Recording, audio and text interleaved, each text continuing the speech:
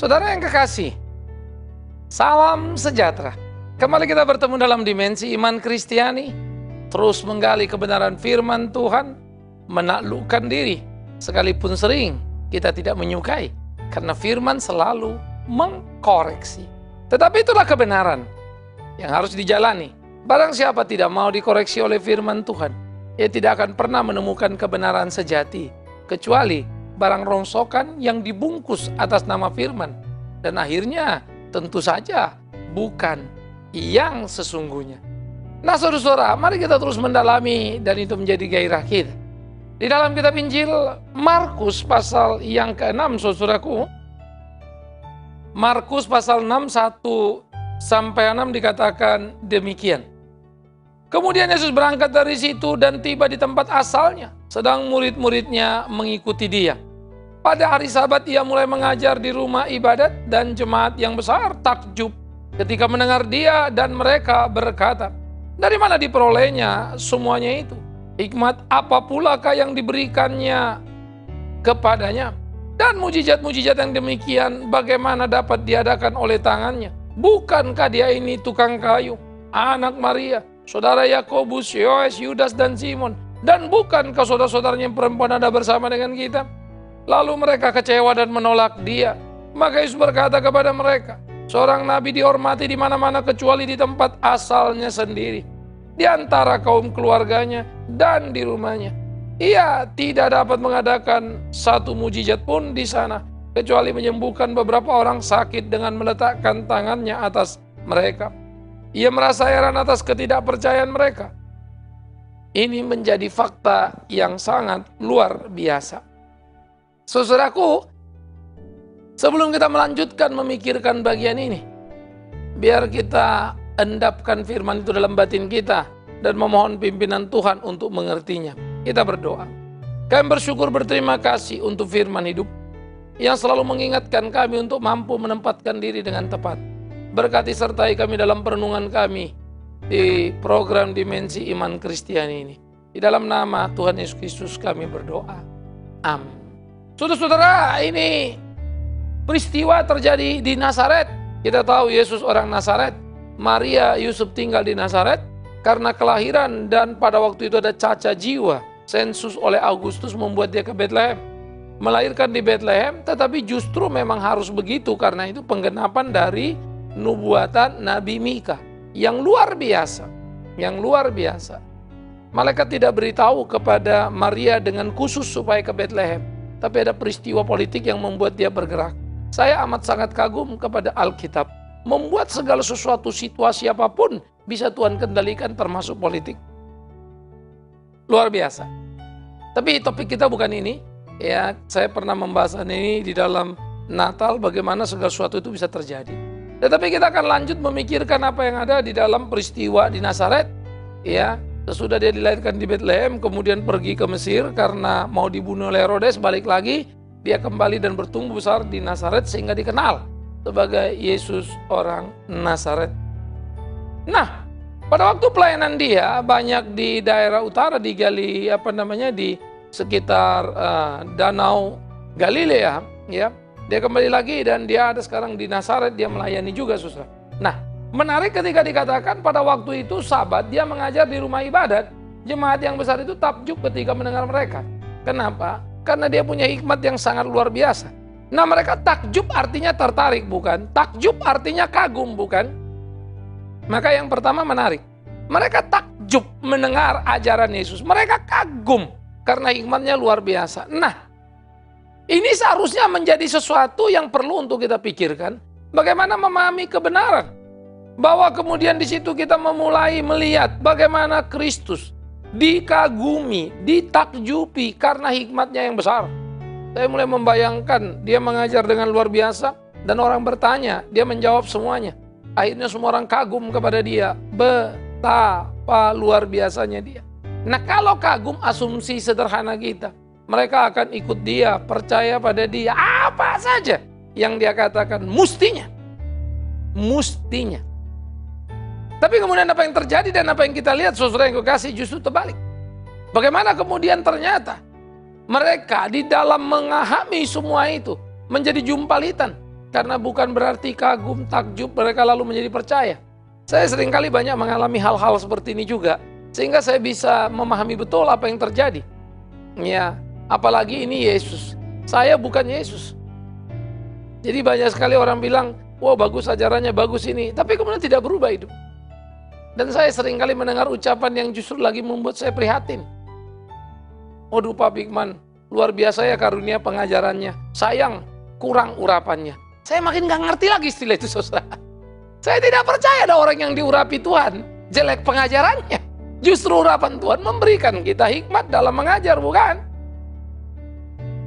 Mengajar itu karunia. Di situ Tuhan memberikan kepada kita.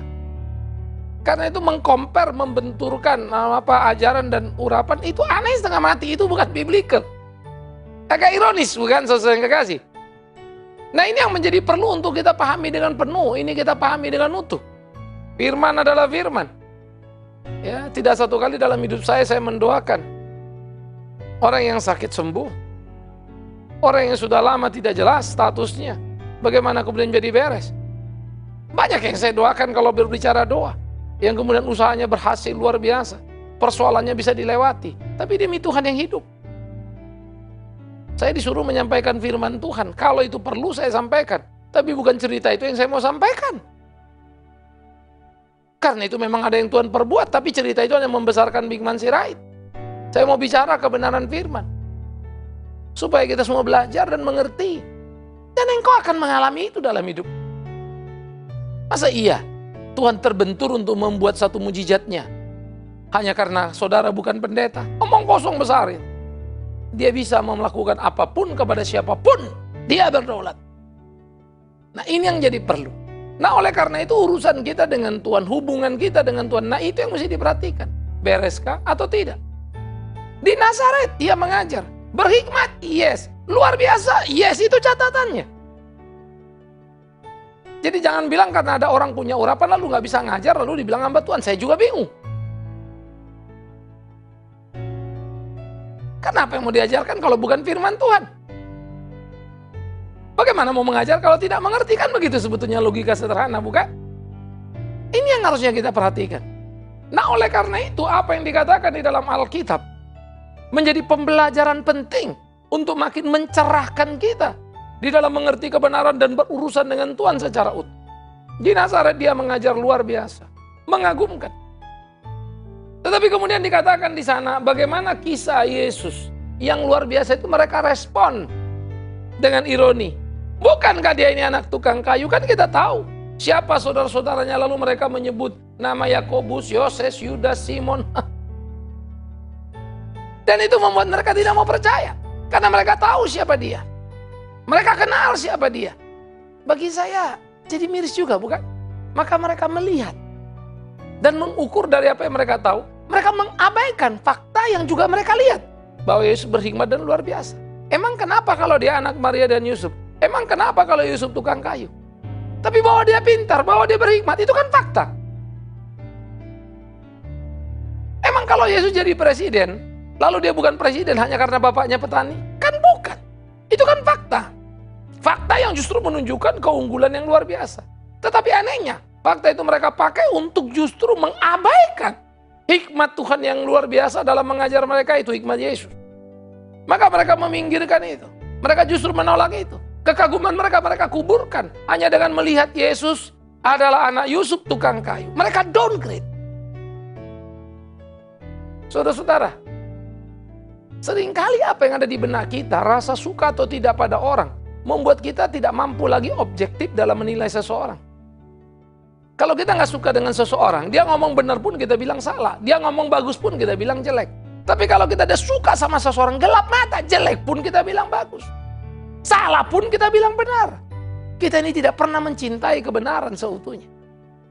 Kita hanya menikmati kedekatan, kepuasan. Karena kedekatan membuat kita nyaman, kedekatan membuat kita tenang, kecocokan membuat kita bergairah. Saya selalu belajar pada orang yang mengkritik saya. Saya selalu belajar bahkan kepada orang yang memfitnah saya. Sometimes ketika saya tahu mereka brengsek, mereka jahat misalnya. Tapi kalau saya mau duduk diam, mungkin 90% ucapan mereka itu salah. Tapi ada yang benar 10%. Saya tidak boleh abaikan yang 10. Saya cek, oh memang ada yang salah sih diri saya. Tapi bukan poin yang mereka tuduhkan itu, tapi poin ini yang mereka omongi betul itu. Yang ini nih. Nah, saya perbaiki dong diri saya di situ. Saya belajar memberi telinga pada apapun. Akan memberi koreksi pada kita. Belajar untuk memperhatikan, belajar untuk memahami. Nah, ini mestinya kehidupan kita. Bukankah kita katanya orang yang cinta kebenaran? Maka cintailah kebenaran sekalipun itu keluar dari mulut orang kafir. Cintailah kebenaran sekalipun itu keluar dari orang yang tidak kita sukai. Cintailah kebenaran. Karena kebenarannya, bukan siapa yang mengatakannya. Tapi orang Nazaret tidak. Itu sebab Yesus berkata, Nabi memang tidak diakui di negerinya sendiri. Menjadi ironi. Tapi itu fakta yang tidak terbantah. Nah, oleh karena itu apa yang ada dan apa yang terjadi itu menunjukkan satu situasi pelik yang sangat menyakitkan, saudara. Bagaimana kemungkinan orang-orang tidak percaya kepada dia. Mereka bersikap begitu negatif terhadap Yesus Kristus. Ingat kalimatku. Dia benar? Yes. Yang dibicarakannya benar? Yes. 100%. Kenapa mereka tidak memperhatikan atau berubah karena ajaran Yesus? Karena yang mereka lihat Yesus hanya anak Yusuf tukang kayu. Tidak lebih tidak kurang. Mereka merendahkan. Betapa tidak bijaknya mereka. Betul, tapi tidakkah itu kita sekarang? Kita begitu. Presiden ngomong ngawur pun kita dengerin. Coba kalau bukan presiden yang ngomong, benar pun kita abaikan. Ironis kan? Ingat, sekali lagi, cintailah kebenaran dari manapun datangnya. All truth is God truth. Seluruh kebenaran adalah kebenaran Allah. Itu percikannya bisa di mana-mana. Nah, ini yang menjadi perlu untuk kita perhatikan. Sehingga kita bisa memahami dan menghargai orang lain di sekitar kita. Sehingga ada hubungan yang baik dalam kehidupan ini, saudara. Sehingga kita tidak melulu hanya mau melihat diri kita. Dan tidak melulu hanya mau menang-menangan dalam kehidupan kita. Camkan, pikirkan apa yang Tuhan mau. Supaya kehidupan kita menjadi kehidupan yang lagi-lagi saya katakan tadi. Berkenan kepadanya. Saudara yang dikasihi oleh Tuhan Yesus Kristus. Ini harus menjadi bagian serius dalam seluruh aspek kehidupan yang kita jalani ini. Bagaimana kita memainkan peran kita untuk puji hormat dan kemuliaan nama Tuhan kita. Nah, kemudian apa yang dikatakan berikutnya menjadi sangat menarik, saudara-saudaraku yang kekasih. Bahwa kemudian dikatakan mereka berjalan dan kemudian mereka belajar, tetapi kemudian mereka menolak dari apa yang Yesus Kristus katakan hanya karena dia anak Yusuf. Mereka kecewa, menolak Yesus. Jadi sesudah pertama kagum hikmat. Terhadap hikmat Tuhan Yesus itu ya mereka kagum luar biasa. Tetapi kemudian setelah mereka tahu ini anak Yusuf, mereka kemudian apa reaksinya? Lucu sekali, dengar firman yang bagus, penuh hikmat, luar biasa, tapi kecewa. Karena gak cocok orang ini dengan yang saya mau. Ini bukan teman saya, ini bukan kelompok saya, ini bukan pendeta gereja saya. Gayanya gak cocok sama saya. Mereka kehilangan kebenaran yang semestinya. Dan memang situasi itu akan menjadi satu proses pengujian. Mana domba, mana kambing, mana lalang, mana gandum. Tempatkan diri kita. Jadi gandum yang benar kalau memang kita gandum. Jadi domba yang benar kalau memang kita domba. Nah, biar itu menjadi pergumulan dalam kehidupan kita. Sehingga kita tidak salah dalam melangkah, tidak salah dalam melakoni kehidupan. Tapi hidup kita sesuai dengan apa yang menjadi kehendak Tuhan. Nah, saudara-saudara, inilah yang seharusnya menjadi warna kita. Mewarnai hari-hari kita, mewarnai kehidupan kita dalam bersikap. Jangan kemudian menjadi kecewa terhadap kebenaran firman hanya karena tidak cocok. Bukan yang saya mau. Itu sebab seringkali kita ketika mendengar orang khotbah bukan lagi apa yang dikhotbahkannya, tetapi siapa yang mengkhotbahkannya. Sehingga kita otak ini penuh dengan kekaguman pada orang itu, maka kalimat ngaco pun kita amin-amin saja sudah. Dan akibatnya apa? Pasti pengkultusan. Akibatnya apapun yang diomongin orang itu. Tidak lagi ada koreksi dan kita tidak lagi kritis untuk mengevaluasi. Kita kehilangan akal sehat. Itu jeleknya pemitosan, pengkultusan. Sehingga perilaku yang gak pas pun lolos dari analisa kita. Bahkan kalau kita tahu pun itu salah, tidak ada koreksi kita. Bahkan kita akan mencari cara untuk membenarkan, menjadi pembenaran yang tidak semestinya. Ironis. Karena itulah kita perlu memikirkan apa yang harus kita lakukan dalam kehidupan kita, supaya hidup kita menjadi hidup yang berkenan kepada Tuhan.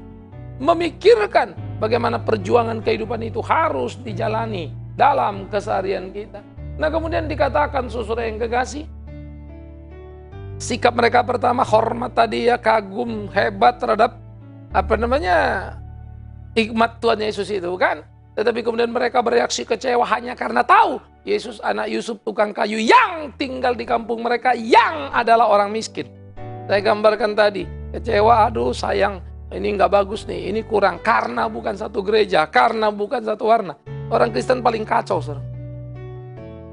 Ya, kita sudah terkotak-kotak, dan ironisnya dikotak-kotakkan pula oleh berbagai khotbah yang salah. Cintailah kebenaran, dan jangan pernah mencintai Bikman Sirait hanya karena mungkin saudara kenal, pernah dekat dengannya. Ya, tapi apakah yang saya khotbahkan benar? Itu yang harus diuji. Kalau benar dengarkan, kalau tidak jangan. Karena kalau saya salah, khotbahnya ngawur, saudara masih dengar, saya juga bisa rusak. Saudara tidak menolong saya. Tapi kalau saudara mengkritik, mengingatkan, maka saya kemudian sadar, benar salah loh. Saya ditolong, saya diperbaiki. Saya memang pendeta saudara umat, tapi saya bukan Tuhan saudara jemaat, lain itu. Ya. Saudara harus menghormati saya. Mungkin karena usia lebih tua atau karena posisi jabatan. Tapi bukan menerima semua kata saya mentah-mentah. Karena saya sebagai pendeta tetap bisa salah. Tapi firman, kebenaran, tidak bisa salah. Karena itu jangan kagumi sebagai pribadi, tapi kagumilah kebenaran. Entah dari mulut saya atau dari mulut orang lain. Dari hamba Tuhan yang lain. Dengarkan kebenaran. Tapi sebaliknya koreksi dari manapun itu datang. Kalau salah. Karena itu cintai Alkitab. Orang Nazaret tidak. Mereka tahu kebenaran itu, tahu. Tapi bukan kebenaran itu yang membuat mereka kagum. Itu sebab ada ruang untuk mereka kecewa. Karena ternyata Yesus anaknya Yusuf. Saudaraku yang kekasih, kemudian dikatakan apa? Ia menyembuhkan ada beberapa orang di sana, tetapi dikatakan dia tidak mengadakan satu mujizat pun, ya, artinya peristiwa-peristiwa spektakuler itu kecuali menyembuhkan beberapa orang yang sakit dengan meletakkan tangannya atas mereka. Catatan ini menjadi penting. Dia tidak melakukan mujizat satu pun di sana. Ya. Lalu dikatakan kecuali penyembuhan untuk orang-orang yang sakit itu dengan meletakkan tangannya dia berdoa untuk mereka. Ya. Mungkin ini sakit panas biasa atau sakit apa, tidak dijelaskan. Tetapi yang menjadi penjelasan justru tidak membuat satu mujizat pun di sana. Saudara tidak perlu berdebat begini ya. Kok bikin mujizat? Tapi kan kesemuaan itu mujizat. Yes. Tapi artinya tidak ada sesuatu yang besar yang dilakukan. Karena para tua-tua pun selalu mendoakan orang untuk kesembuhan mereka. Ya. Sehingga dikatakan sembuh dalam pengertian apa? Apakah langsung ataukah berproses? Kita juga nggak tahu.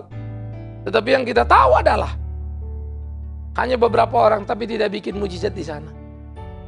Kenapa? Karena mereka sangat tegar tengkuk, mereka degil. Sampai dikatakan Yesus heran dengan ketidakpercayaan mereka. Saudara jangan juga bilang begini, loh Yesus kan tahu semuanya, kenapa mesti heran? Saudara-saudara, kadang-kadang kita memahami konteks itu kurang bisa ya. Apa yang dikatakan di Markus mencatat bagaimana sikap Yesus terhadap manusia di dalam relasi manusia ke manusia. Maka dia mau mengatakan kepada kita bahwa betapa mengherankannya orang ini. Bukan soal tidak tahu. Ya, dia mau disalib, dia tahu. Yudas berproses, dia tahu. Bahkan dia bilang, Yudas lakukanlah apa yang mau kau lakukan. Kenapa dia nggak cegah ya? Kenapa dia nggak ini? No. Itu bagian dari proses yang berjalan. Menjadi pergumulan yang sangat serius. Yang harus dikerjakan dan dijalani. Dia tahu. Kalau dibilang heran bukan karena ketidaktahuannya, heran kepada kedegilan hatinya orang Nazaret. Mau mengatakan kepada kita, berapa amat sangat kerasnya mereka. Ironis. Padahal itu tempat di mana Maria membesarkan Yesus. Tapi justru jadi antiklimaks. Kedekatan yang jadi masalah, kan kira-kira begitu saudara. Karena jadi underestimate. Nah, oleh karena itulah memahami kebenaran yang dengan utuh dan tidak ada mujizat yang dilakukan di sana. Padahal kalau kita tanya, apakah Yesus tidak bisa bikin mujizat? Bisa. Apakah dia bergantung pada orang lain? Ya jelas tidaklah. Kalau Yesus bergantung pada orang lain berarti adalah satu syarat supaya begini baru bisa begini. Kan begitu. Itu syarat yang harus dipenuhi. Padahal kita memahami dengan penuh. Kita memahami dengan utuh. Yesus bisa lakukan apa saja, kapan dia mau kepada siapa saja. Dan kalau dia tidak lakukan, bukan karena mereka keras kepala lalu dia nggak bisa. Kalau dia bisa hanya karena orang tidak keras kepala, artinya dia bergantung pada orang itu, bukan? 10 orang kusta. 10 sembuh. Cuma 1 yang kembali kepada Yesus. 9 tidak. Apa Yesus tidak tahu? Tahu. Kenapa disembuhkan? Kesembuhan tergantung kedaulatan dia. Kenapa dia tidak lakukan pada orang Nazaret? Jawabannya sederhana. Karena dia mau mengajar mereka. Mau mengatakan pesannya kepada Nazaret. Betapa ironinya Nazaret. Kenapa? Karena itu tempat dia bertumbuh. Tempat dia ada. Kenapa? Karena orang-orang itu kagum dengan apa yang diajarkannya. Mereka mengerti. Kenapa? Karena sudah ngerti, kagum, tempat di mana dia ada. Herannya, mereka nggak mau percaya. Mereka kecewa. Hanya karena mereka tahu Yesus, anak Yusuf. Sehingga ironi ini yang mau digambarkan dalam maka heranlah Yesus melihat ketidakpercayaan mereka. Bukan soal dia nggak taunya.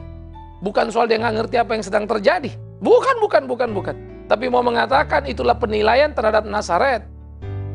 Itulah penilaian terhadap orang-orang yang di sana itu.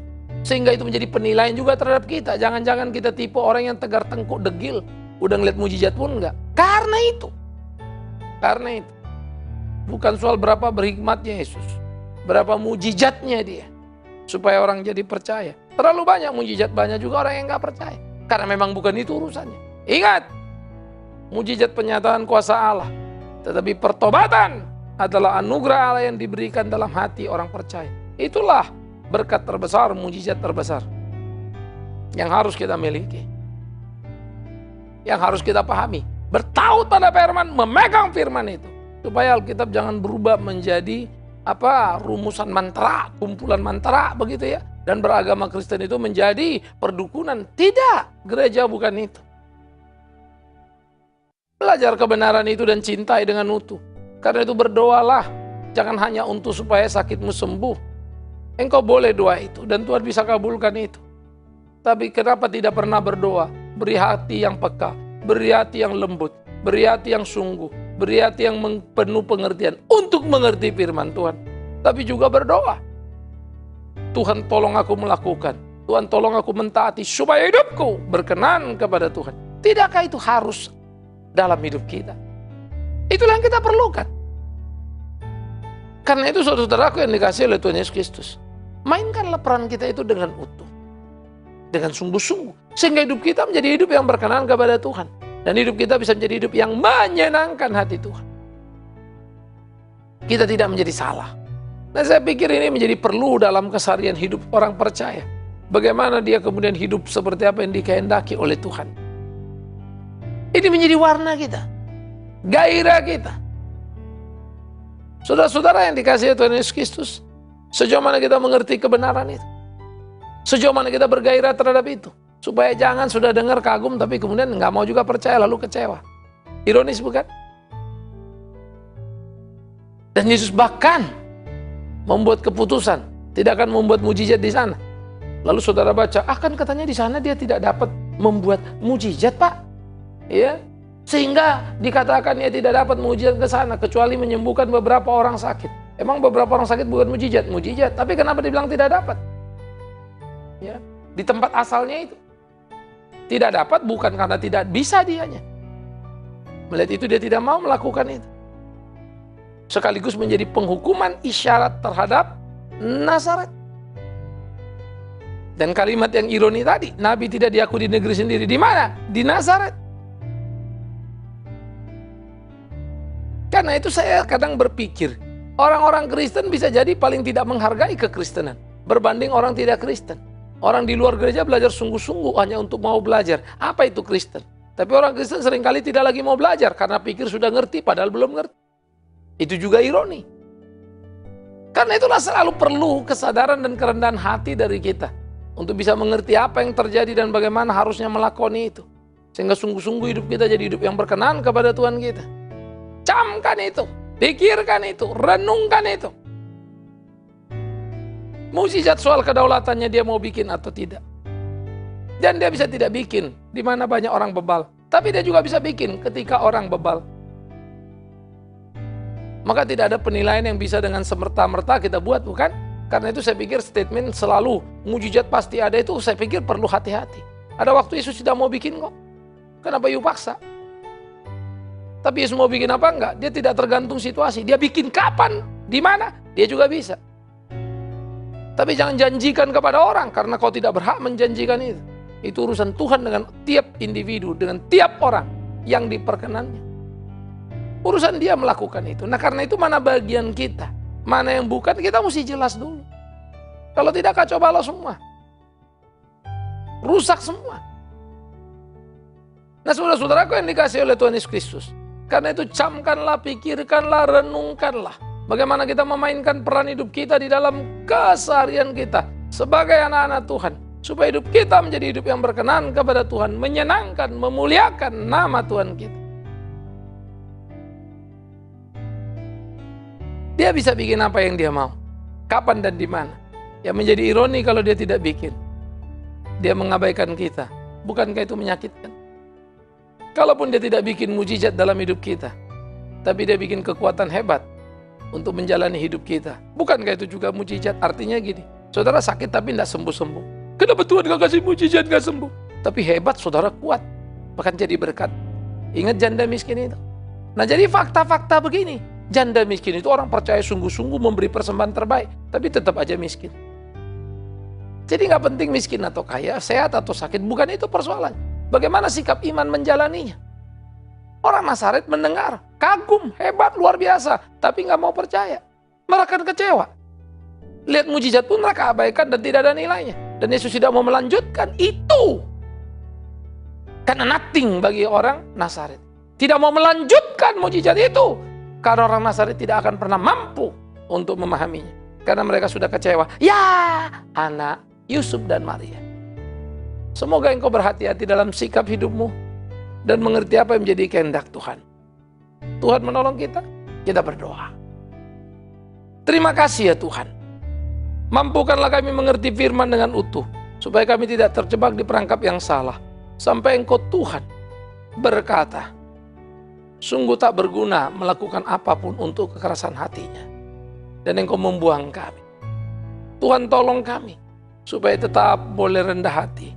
Peka mendengar suara kebenaran itu dan hidup di dalam. Demi Yesus Kristus Tuhan dan Juru Selamat kami. Kami berdoa, kami bersyukur. Dan memohon pada Bapa di dalam surga. Dimanapun kami berada, biar berkat Tuhan nyata. Amin. Saudara-saudara, usai sudah perenungan kita di dalam dimensi iman Kristiani. Saya akan selalu terus mengingatkan saudara, doakan program kita, doakan seluruh ya rekan-rekan yang mempersiapkan, doakan saya, kesehatan, kekuatan, tapi lebih utama, kesetiaan dan kerendahan hati. Dan ada yang menjadi lebih penting lagi saudara-saudara di dalam bagian ini. Ambil bagian, dukung pelayanan kita. Untuk banyak hal yang bisa kita kerjakan yang Tuhan gerakkan pada saudara. Terus ikuti website kita. Ya, www.reformata.com. Saudara bisa memonitor seluruh pelayanan kita. Baik melalui online, cetak, dan lain-lainnya. Biar Tuhan menolong kita, Tuhan memimpin kita. Sampai kita bertemu di program berikutnya. Amin.